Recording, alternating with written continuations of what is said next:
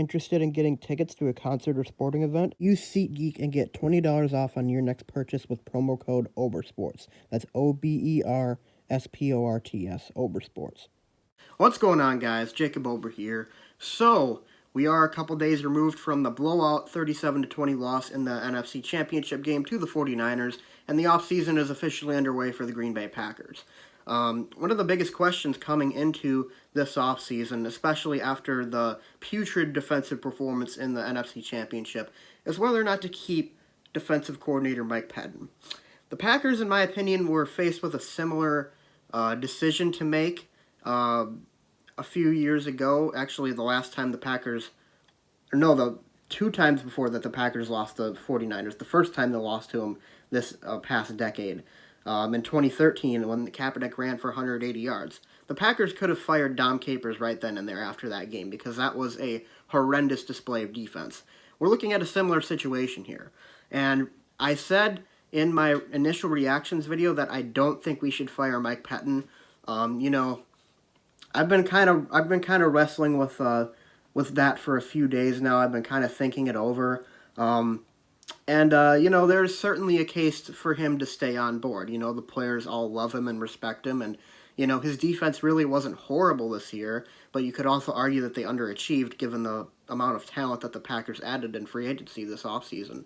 I have a few numbers here from the Packers' regular season defensive rankings this year. So they were ninth in points given up per game at 19.6, and that's where you want to be. I mean, at the end of the day, the only thing that matters on defense is how many points you give up, and the Packers in that regard did a very, very good job. But they were also 18th in yards given up, 14th in pass yards given up, 23rd in run yards given up, but they were also 3rd in interceptions and 7th in turnovers. So this was a team that forced turnovers at a high rate and usually at big moments in games, and they were a team that prevented you from scoring in the red zone for the most part. But you look to that defensive performance against the 49ers, 285 rushing yards. I mean, at that point, it's like, I know a lot of it was the players, but your defense just gave up 283 rushing yards. Like, how do you respond to that? You had so much time to prepare for this game. Like, you could have been thinking about this game ever since you lost the first one. And with the idea in mind that you were probably going to run into this team at some point down the road. And this was the best you could come up with. And like I said, I still think the majority of the blame lies with the players. I mean, they were getting completely moved off of the line of scrimmage, but at the same time, it's like, you're the defensive coordinator, and your defense just did that. After all the preparation that you could have put in, that was the best showing that your defense could do? Are you serious? So I'm not 100% certain that I would say don't fire Mike Pettine this offseason.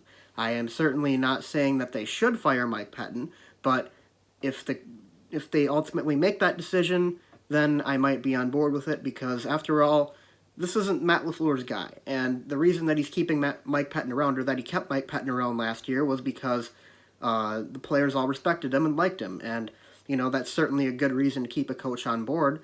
And I would worry a little bit about the morale of the team if they found out, especially for the defense, if they found out that Mike Pettine was fired. But at the same time, if what you're doing isn't working, and that's the result of all that preparation and planning for what the 49ers are going to do, then that's pretty damning. I mean, Jimmy Garoppolo threw 8 passes in the game.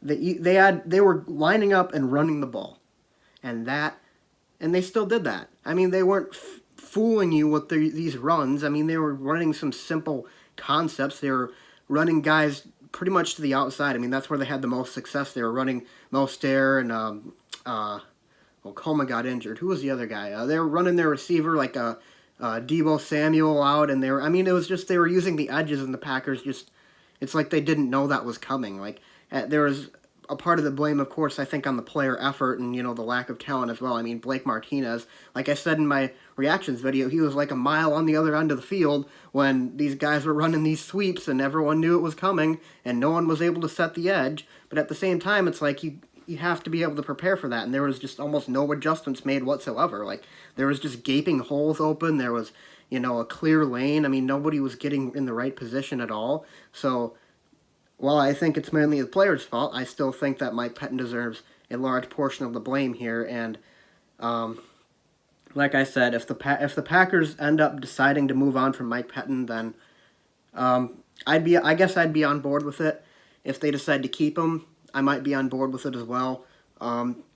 Really, something though that I saw today that really kind of triggered me wanting to make this video was God, I can't remember what the interview was, but it was like, so someone was talking about Kyle Shanahan, who was the in Cleveland in 2014 when Mike Pettine was the defensive coordinator, and they were running practice, and Kyle Shanahan was running his offense against Pettine's defense, and the Cleveland offense was completely outmatched.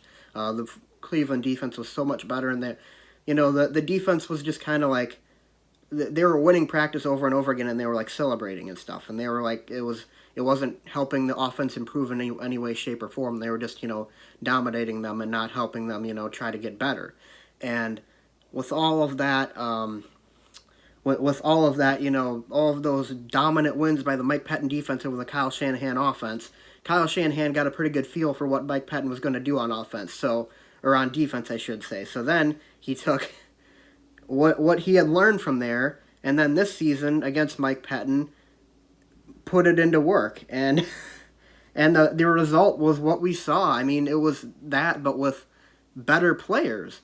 So, I mean, it's like, if you can, if it's that, I'm just worried that this game, I'm just really worried that this game is like going to be just like some massive blueprint for everyone else to look at Mike Pettine's defense and say, oh, that's all you have to do to beat it, okay. And then the Packers are going to come out next year and they're going to be absolutely terrible defensively. Like, honestly, that's a big fear of mine right now. Like, I mean, that's just a part of the reason why I almost might be leaning towards letting him go. And I have nothing personal against the guy at all. I mean, I think that he was a positive influence in Green Bay, and he really helped develop a lot of these defensive players that we have, and especially guys, like Kenny Clark and Jair Alexander, guys who really came into their own during the Mike Pettine years so far. But it's just like, if it gets to a point where it's like, this just isn't going to work, then let's solve this issue and get rid of what isn't working right away instead of keeping them for a few more years to see if they can figure it out or not. Because that, I think, was the mistake that the Packers made with Dom Capers. And, Aaron Rodgers back then was still pretty young, and they thought, we could ride this out, we could see if he's going to get any better or not. He didn't, and they wasted the prime years of Aaron Rodgers. And now Aaron Rodgers has 3 years left on his contract, and it's like, at the end of his contract, is he going to retire? What's going to happen? What's going to happen then? I would bet money that he's probably not going to be a Packer anymore, or he'll probably retire. I don't know, but the fact is, Aaron Rodgers is going to be 37 next year. You can't waste time, trying to see if it's going to work this year or not. Like, you have to have something there that you are certain of, and I'm not certain of Mike Pettine right now, and that sums it up for me. I am not certain of what this defense is going to be next year with Mike Pettine at the helm, especially after what happened in the NFC Championship. And now everyone has that tape. Everyone saw that game with their own 2 eyes. Is that going to have a massive effect on next year? I don't know. But anyways, guys, though, that's all I have to say on the issue. I'd love to hear what you guys think in the comments section below. I'm still really torn on it. I don't know if I do or don't want to have him fired or removed or anything like that. But it's certainly a question the Packers are going to have to answer this offseason, and it's going to have a big impact on them going forward. So thanks for watching, guys. I'll see you guys next time. Be sure to leave a like and subscribe, and go Pack Go.